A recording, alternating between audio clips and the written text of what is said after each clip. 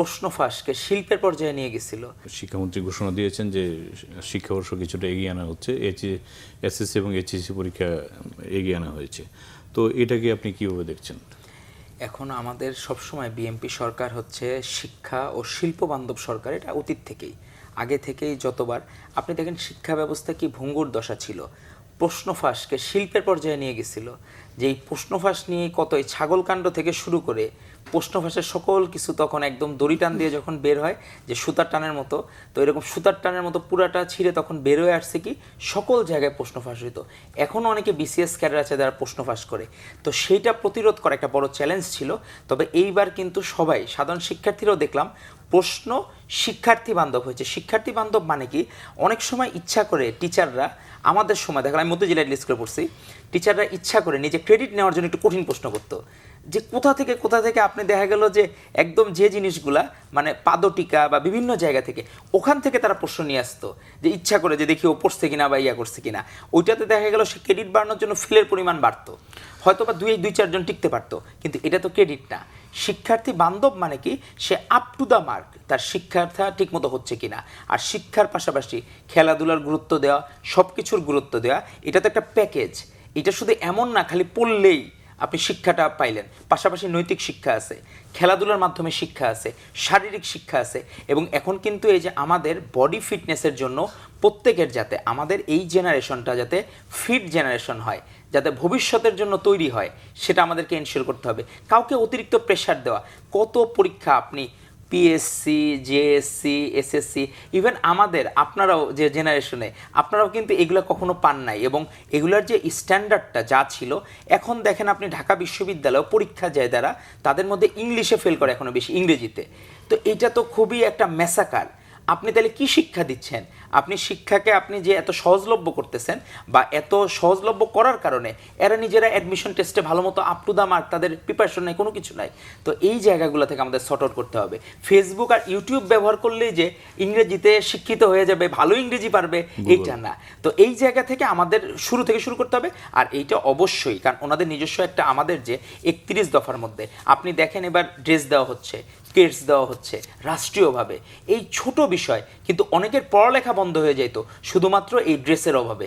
যে ড্রেস হয় না, স্কুলের টিচাররা বলতো ড্রেস ছাড়া কাউকে আমরা অ্যালাউ করবো না, এই কারণে অনেকের শিক্ষা জীবন স্থগিত হয়ে গেছে, মানে পড়তেই পারে নাই। তো এই জায়গা থেকে আশীর্বাদ হয়ে আসতেছে স্কুল ড্রেস নেওয়া, কিটস দেওয়া, পাশাপাশি আপনি যেটা বললেন যে আগায় নিয়ে আসা, এইটা হয়তো বা অ্যাডজাস্ট করা আপনার শিক্ষা বছর ঠিক রেখে, যাতে, কারণ প্রত্যেকটা একটার সাথে আরেকটা জড়িত, তবে তার প্রকৃত শিক্ষাটা, এটা শিক্ষার্থীদেরও সহযোগিতা দরকার, যে আমি শিখতে চাই, আমি জানতে চাই, এটা এনশিওর করতে হবে।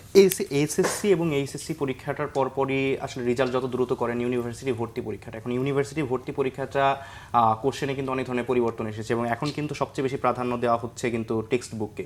এবং আমরা কিন্তু বারবারই উৎসাহিত করেছি যাতে করে টেক্সট বুক কেন্দ্রিক আসলে বিশ্ববিদ্যালয়ের পরীক্ষাটা দেওয়া হোক। এবং যারা এসএসসি এবং এইচএসসি কমপ্লিট করে আসবে, কিংবা সমমান দাখিল কিংবা আলিম কমপ্লিট করে আসবে, তাদেরকে তাদের সেই যোগ্যতা অনুযায়ী কিন্তু তাদের প্রশ্নগুলোকে করা উচিত। এখন দেখা যায় যে কি ঢাকা বিশ্ববিদ্যালয়ের প্রশ্ন অনেক সময় মানে বিসিএস স্ট্যান্ডার্ডের তুলনা করা হয়। তো আসলে এসএসসি কিংবা এইচএসসির সম্পন্ন করে যারা আসবে তাদেরকে তো ওই প্রশ্নমানের চাইতে বেশি গুরুত্ব দেওয়া উচিত, যাতে করে তাদের টেক্সট বুকে তারা যেই পড়াশোনাটা করেছে সেই রিলেটেড প্রশ্নগুলোকে সবচেয়ে বেশি প্রাধান্য দেওয়া উচিত। এছাড়াও কিন্তু আমরা দেখেছি যে আসলে বর্তমানে আসলে টেকনোলজির যুগ, অনেক বেশি আমরা যারা জেনজি আছে তাদের কাছে অনেক বেশি ইনফরমেশন আছে। সো যার কাছে যত বেশি ইনফরমেশন থাকবে সে তত বেশি আসলে সক্রিয় হবে। তো সেই জায়গা থেকে টেক্সট বুকের বাইরেও কিন্তু আসলে শিক্ষার্থীদের কিন্তু মনোযোগ দেওয়া উচিত বলে আমি মনে করি।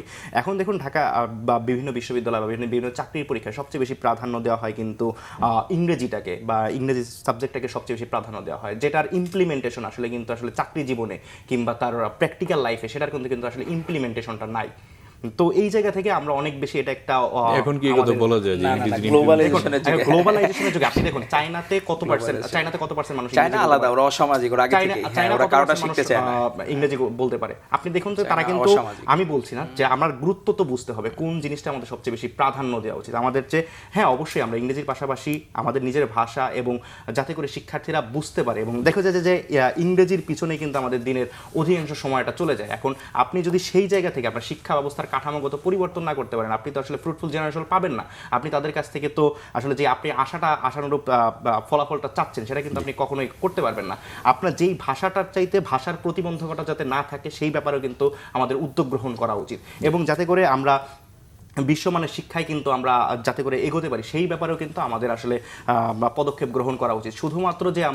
শুধুমাত্র যে এই ইংরেজি কিংবা যে কোনো একটা বিশেষ সাবজেক্টকে গুরুত্ব দেওয়ার চাইতে আমাদের যুগের সাথে চাহিদা অনুযায়ী সেটাকে প্রাধান্য দিয়ে সেই ধরনের শিক্ষা কাঠামো প্রণয়ন করা উচিত এবং সেই দিকে আসলে যাওয়া উচিত। আমরা অনেক সময় দেখতে পাই যে আমরা অনেক বেশি ব্যাকডেটেডে চলে যাচ্ছি। আমাদের এখন দেখুন, এখন আসলে একদম বাচ্চা ছেলেরাও যে ক্লাস 6-এ পড়ে সেও কিন্তু চ্যাটজিপিটি ইউজ করতে পারছে, বিভিন্ন এআই টুল ইউজ করতে পারছে। সো সে কিন্তু, তার কাছে কিন্তু ভাষাটা কিন্তু প্রতিবন্ধকতা না এই মুহূর্তে। তার কাছে আমাদের সবচেয়ে বেশি যেটা গুরুত্ব দেওয়া উচিত সেটা হচ্ছে যাতে করে শিক্ষার্থীরা তাদের যে জ্ঞানটা অর্জন করছে সেটা যাতে ইমপ্লিমেন্টেশনটা করতে পারে, সেই ইমপ্লিমেন্টেশনের উপরে যাতে করে তাদের যে প্রাধান্যটা সেটা করে যাতে দেওয়া পারে, সেই জন্য যে ধরনের পদক্ষেপগুলো গ্রহণ করা দরকার, বিশেষজ্ঞরা আছেন তাদের পরামর্শক্রমে সেই পদক্ষেপটা নেওয়াটা সবচেয়ে বেশি যৌক্তিক হবে বলে আমরা মনে করছি।